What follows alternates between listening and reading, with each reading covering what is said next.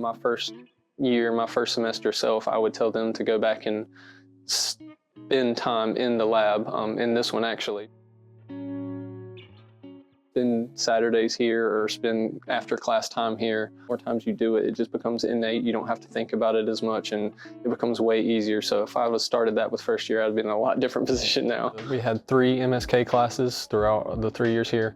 And so being in those classes, you learn diagnoses and treatment and everything. And it's kind of like, I thought I had an idea of what it was before I got here, and then I got here and it's like, well, there's a lot more to it.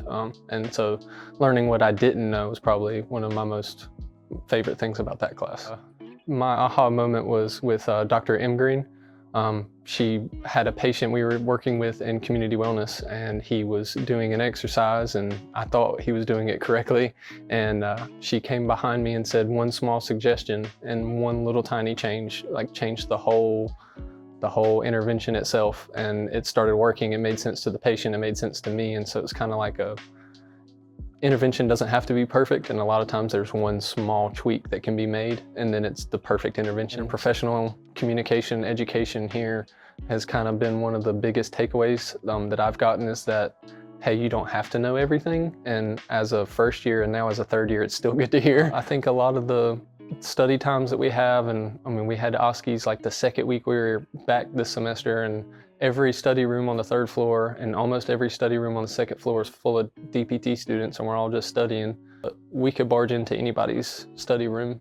You can go open any door, talk to any other student.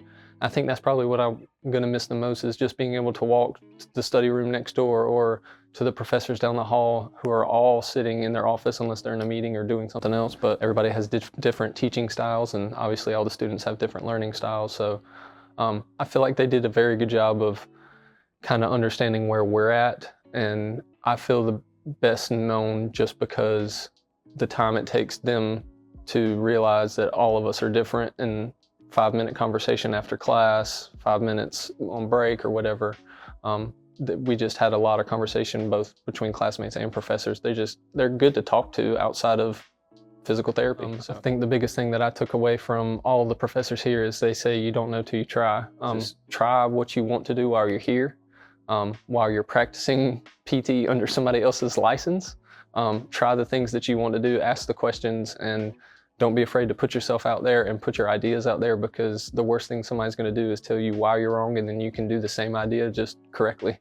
I think that's what I'll miss the most, is just the easy collaboration and honestly just the access to knowledge. The biggest thing I could relive is at the end of that 10 weeks, we got our patient who suffered a spinal cord injury and hadn't done much walking or ambulation up to that point at all. We got him walking and seeing the smile on his face, and then his mom came upstairs to get him at the end of the day, and she saw him walking, and like she just walked in and he's standing up walking for the first time. That was kind of like one of those, if I could relive that moment every time I think about PT and think about why I'm doing this and things like that, it would be a lot easier for me. But that was probably the biggest moment of my career so far.